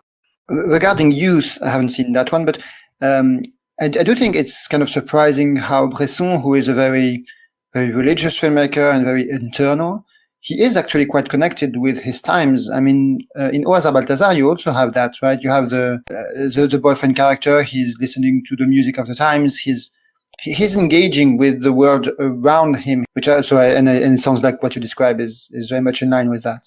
I think you're completely right. And this is actually one of the things that really impresses me, both about The Devil Probably and about Four Nights of a Dreamer, to be honest. It's just how the portrait of young people really seem to match up with the portrait of, if not the French New Wave, of the post-French New Wave type of dynamics that, we see in, be it the films of Eustache or be it the films of Garel. Like all of these directors coming up with the youth culture in the 60s and really contemplating on this in the 70s. Like Bresson seems to be making films with similar focuses on youth, similar representation. And it might be the minimalism again that and just the wonders of the extended Hulu show effect that makes this possible. But he really seems to capture the same kind of feeling. And I think we need to focus on just why that's impressive, because Bresson was born in the very early 1900s. I mean, for all of the films we've been discussing for the last half hour or so, like in the 60s, he was in his 60s already. For this film, he was already, for Devil Probably, was already in his mid-70s. And tying us over to his swan song, La Chante, which feels so powerful. It's arguably his best film. Many critics would call it his best film. To me, it's his second best. But it's just such a powerful film. It has so many great ideas. It has so much power. Where essentially money and the handling of money, again with his hands, touching money, taking money, trading money, taking the place of violence, like taking the main focus there, it is just poetic, almost beauty, or simply cinematic clarity and focus. And he was 82 at this point. And if you listen to people like, say, Quentin Tarantino, who we did that podcast on last year, like, people can't really make good movies after 60. Like here we have a director making one of his most powerful and best regarded works in his 80s, and it feels so youthful. It feels so strong. It's just incredible that he had that passion in him to the very end, essentially, even though he died at 98 in 1999. So yeah, I agree that it's impressive. I mean, I don't think I should come into it too much. I don't really agree with Tarantino. But one of the things that came to mind watching L'Argent, it definitely feels like a summary film of his career, right? It kind of combines a lot of elements that are in his previous films and does it very well. I think it's a very successful film. One thing I thought about watching it is what do I think Bresson is politically? He seems like a conservative, and there's a shot in L'Argent that made me think about that in the way he lingers on the sign of the hotel that the protagonist checks in after coming out of prison, and the sign is L'Hôtel Moderne, right? Modern hotel, and he really lingers on that, and there's also a moment in the trial where one of the characters is defending himself by saying, he's explaining why he did what he did. By saying, well, the times are changing and the new ideas going around, I thought it would be fine. And so that feels very conservative. But I also think that Bresson is not really, at least he's not reactionary, because there's no ideal time in the past for Bresson, right? Even, I haven't seen the film set in the medieval era, but even like when he portrays, country life, like in Au hasard Baltazar or in Diary of a Country Priest, those are not idyllic portrayals, not at all. And I think that makes him very interesting as a filmmaker, because he's hard to pin down. And to also comment on something else that you guys talked about is modern filmmakers that kind of feel like Bresson. We mentioned the Dardenne, Clem mentioned Eugene Green, and two that came to mind watching this, Haneke and Lars von Trier, in different ways. I think the big difference is that Bresson is not provoking anything. He's just showing you something very coldly. and he's not smug at all, which I think is also a big difference. But I feel like those two filmmakers are very much influenced by Bresson, especially a film like L'Argent. And I mean, talking about this topic of where he might be in the political spectrum, I'm not sure if anyone's really written about this. He was very quiet, I think, on for as loud he was about his cinematic ideology and viewpoints. He wasn't that loud about his political viewpoints, even though he covers a lot of more radical politics in his later films. I do think, though, it's interesting that in L'Argent, essentially money is the root of evil, or humans dealing with money is the root of the so much pain, destruction. I mean, there are murders in this film, there's violence in this film, but that's never really shown. What is shown is money trading hands, and it's just the importance of money and the cruelty that comes from it. It's really, really impressive. And I want to just jump back to the very beginning of the film as well, to something else that you don't really see that often in his work, but I guess ties into just how much he can strip away, just how fast those early scenes move. You have so many characters. If you want to say that, the devil probably is a kind of metaphor of youth in France, this is essentially a metaphor of, or could be read as a metaphor of focus or exploration of all society through the lens of money, because you have the young, you have the old, you have these people in between, you have workers, you have the rich, you have store owners. You essentially go through the entire class structure and the social structure and the ages, as well as all of these people make these little steps that end up devastating the character we end up following as our lead. And this is kind of the thing too. Like, if you follow all of these characters, we don't know that one of them will potentially be our lead. All of them are given as a kind of equal importance, from the kid who ends up or going along with his friends trading falsifying notes, to the store owners who receive it first, to the person working for them. There's just this web of characters involved, and just how fast. I think all of this setup happens in 20 minutes, where the money has been trailed, and the consequences where our lead characters, the person who gets blamed for all of this eventually and it ends up having his life destroyed, really gets caught up in it. It's just absolutely incredible just how large the spectrum is. I think what you said about his focus on young people it also goes with his determinism, right? Because, or at least some version of determinism, where basically everyone over the age of 25 in these films seems very set in stone, right? And they are the ones that are also, in this film at least, influencing the younger generation, right? Because it all starts with, I guess it starts with the young high schooler who wants to pay back his friend, but it also comes from his father not paying him, right?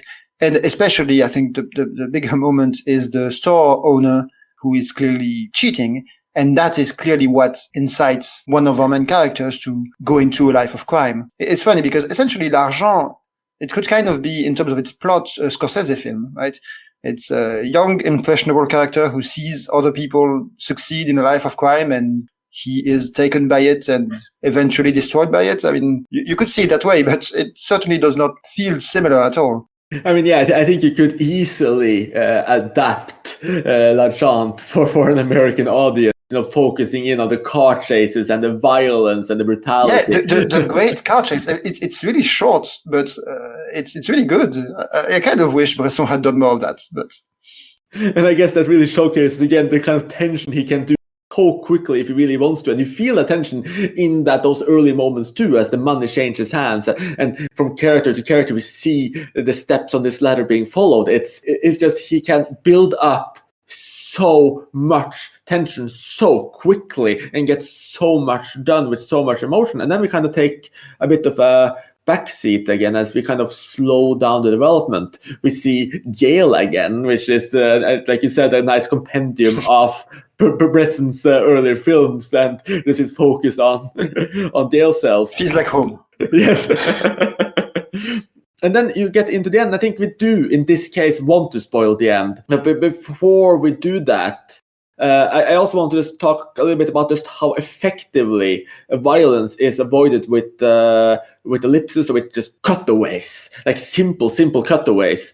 Because I think the scene that's often talked about, and one of the scenes that struck me as most, is just how violent that punch feels when the older father punches his quite adult daughter in the face, but we don't see it. It's cut, and we just see her hand with coffee shaking and the coffee spilling, and there's the violence in that shot. And you have that throughout the film, where violence is just cut away in favor of either showing something entirely different or just an ellipsis where we return to something else. And it's so powerful. Yeah, it's true that there's the bank scene as well. And it's something that he didn't do before. Like, I think in Hasard Baltazar, we see plenty of violence against the donkey, at least. I'm trying to think, is there a scene of violence against humans that we see very well in another of his films? Well, that's a good point. I can't really think of... Like, we have obviously the effects of what's happening with Marie. I think we see in Baltazar as well. I think we see her punched. I'm not 100% sure. Yeah, probably. I think so as well. Yeah. But no, you're completely right. I mean, even like if you look at the suicide in the opening of A Gentle Woman, it's very similar. There is a small fight scene in Mouchette, very small one. Oh yes, of course. Oh yeah. Between Arsène and can't remember his name, but the other protagonist. The forester. Yeah. Yes, but it's very short. So yeah, it's not like it's not the. Yeah, but I mean, it's definitely something that's new with L'Argent, right? There are three key acts of violence that we only see basically the results of, rather than seeing the act itself. Or not necessarily the results, actually. We either see something before it or after it. Yeah, exactly. And I think this is the thing we see in many other films as well, including A Gentle Woman, where, we see her going to the ledge to jump, and you see a door opening, and then the chair falling, and that's it. And I think these kinds of shots and these kind of cutaways is something that Bresson does incredibly well. But L'Argent is probably the most perfect showcase of it. And I guess, the joke earlier about Bresson wanting to make a film with a table as a protagonist. Well, I guess this one has a bank bill as its protagonist. So yeah, that's really spot on as well. Like, well, I'm not sure if we call it protagonist. It's certainly the central theme, and that is what's shown. Like, I just can't. Yeah, it only works for the first 20 minutes or so, because after that we kind of lose track of the bill. Yes. But cutting to the spoiler section here. Spoiler warning. Because after he's been to prison, our character goes out, he's completely destroyed. He has this kind of loathsomeness over him now that we recognize in so many other characters, this hatred of the world and this way of being. He has in so many ways been destroyed by the system and the world around him. But he's taken in by these loving people, this woman who has no connection to him. Like, the first time I saw it, I was very confused in what the relationship was between them. I thought maybe it was his mother or something similar, but no, it's just a woman who takes him in out of sympathy and lets him live there. And they form there is some kind of understanding between them, but it's so cold. And then, of course, there's murder. Like, at some point... the start, sorry to interrupt you, but from the start, I think we see that he follows her because he sees her withdrawing money from the bank. I didn't get him. I guess it's clear to me that she was unknown, and that from the start he has bad intentions, I guess. Well, that's a really interesting take. I didn't realize that it would have been the money from the bank, but the money does go through it. I thought it was just trying to rob her, to be honest, and that it ended up with something else. Yeah. I think that's it. Yeah, but what I mean is, that's why he follows her home. I think it's just random. Yes, and that danger really looms over all of those scenes, and you feel something is going to happen. It's again, you have the tension that Bresson does so well. Like, it's almost like waiting. You know something will happen. It's like introducing a gun. You know something's going to happen. You don't know what. And the ending is perhaps even more horrific than you might have thought. He murders every single member of that family brutally, but of course it's not shown. Like, you have, for instance, an ellipsis where you have the dog running past these people still alive, walking in stairs, and then when the dog runs back, they're dead. And essentially just had this dog going from room to room, and someone is dead in it. It's just he's methodically killing all of them. It's completely awful, but you don't see a single part of it. What you do see, though, is him carefully stealing the money from the bedroom drawer. Yeah, I think it's pretty clear what Bresson wants to say there. it's that section that really made me think of Von Trier and Haneke, but a much more restrained version of those directors. And I think it's really effective. I think that, the little we see of the some blood we see, and there's the cut with the axe, right, where he's hitting someone with an axe, but he seems to be hitting them not with the cutting part, I guess. That shot is really powerful. I think there is a lot of value in not showing. Speaking, I'm not sure if Von Trier is inspired by Bresson anyway, but I know that, and I don't recall which one it is right now, but Hanneke's favorite film is a Bresson film. So there must be some kind of relationship there and inspiration there. I guess I thought of Von Trier in the sense of this very pessimistic view of humanity and the way you show the hypocrisy of everyone. I don't know. I obviously they are stylistically very different. No, and I think it can definitely be read completely. That's why you do have that most extreme degree of again loathsomeness, like this kind of complete and utter misanthropy and disturbing bleakness that's there. It's just, which I think was what pushed me away the first time I saw it. I didn't love it at all the first time I saw it. I just thought it was well done because it was just the emotions it conveyed was just so off-putting to me. It's so harsh. But the second time, I think I've grown to appreciate that harshness far more. Yeah, there's basically no emotions. I mean, it's all purely materialistic. I mean, I think we talked about earlier about his hard to pin down politically, or maybe not that hard, but not super easy. But yeah, definitely he's against materialism. I think we can say that. He's a very spiritual filmmaker, and I think the main sin he sees in humanity is attachment to the world, right? Attachment to cold things like money. So, which is why it feels like a culmination of his career in some sense, even though it's not my favorite, but it is a film I like a lot, and it feels appropriate for his final film. Yeah, I completely agree. And just I looked at the talking. Hanneke's favorite film is Hasard Baltazar, and his second favorite film is Lancelot du Lac. So, and I think that also showcases just how many filmmakers love and respect Robert Bresson.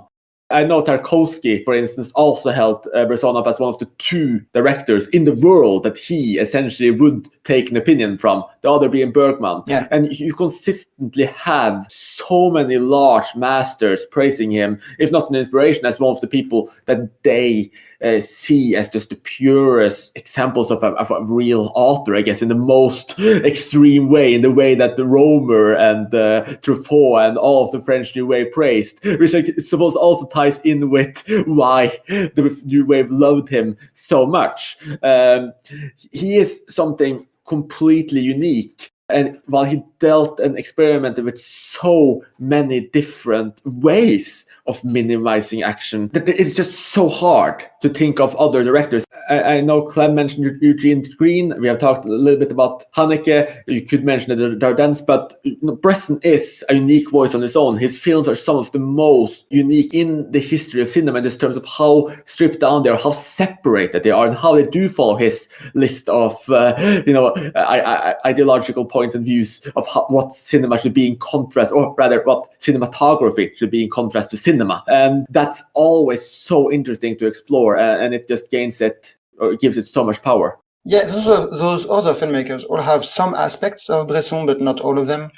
And one of the things I think makes him special is his ability to stay neutral, or at least that's how I perceive it, to not feel moralistic, even though that's all his films are about. But it never feels like he is imposing his moral view of the world on you. No, I would agree with that. It's overall, when you look at his filmography, I think he's a very solid filmmaker from the beginning to the end, and one that somehow was able to find his style quite early in his cinematic journey. He didn't make a lot of film, just like Kubrick. He only made 13, but pretty much all of his films are great films that all deserve to be seen, even his lesser known and lesser good one, let's say. No, I completely agree with both of you. I think it's just the fact that he has this unique vision that makes every single film so fascinating to see. And personally, and I might have become a particularly big fan now on this rewatch. I usually more hit and miss for me, but essentially every single film speaks to me as something powerful, even, the ones that affect me less, like The Devil Probably. There is that incredible strength in them. Absolutely, yeah. It's actually the same for me here. Out of the 5 films I rewatched, I improved my ratings on 3 of them. One of them remained the same, and there's one I liked a bit less. But definitely all of his films are extremely great films and very unique in cinema, at least for its time. And even though some filmmakers later on has inspired themselves and their work from Bresson, he remains quite unique in the cinematic world. Now, for our audience who's listening into this, this episode might be a little bit cut down, but we are at almost a 3-hour mark now, which is longer than any film Robert Bresson ever made, with the exception yeah, exactly. with the exception of Diary of a Country Priest, which is almost 2 hours. Essentially everything he made was under 90 minutes. Most of them around, say, 82, 85 minutes long. So it's just so stripped back. And that's a kind of minimalism, I guess, we did not quite succeed at reaching in this episode. But we also did something we could also think was possible. We talked through the entire filmography of Bresson. I mean, we are a team of people who spent 6 hours with a final product of 3 hours just picking apart 6 films by Eric Romer in his Comedies and Proverbs cycle. Here, we managed to actually cover Bresson properly in a single episode, all 13 films. Now, of course, there's so much more to be said about each of these films, and they could be dived into in details. But I think we really covered just why they're so powerful, why they affect us the way they do, and why Robert Bresson, in choosing to separate himself from cinema, setting these rules for himself by creating this ideology, managed to create a set of films that are so different from the norm, so powerful in their sparsity and bareness. And the one thing I hadn't even thought we would talk about so much in this episode, just the Cooler Show effect and us reading things into his work. And I think this is something that will continue to exist. I think it's something that could change from reading to reading in between every single person seeing one of his works. And it's one of the things that will keep making the minimalist world of Robert Bresson as magical, poetic, powerful, strong, brutal as it is.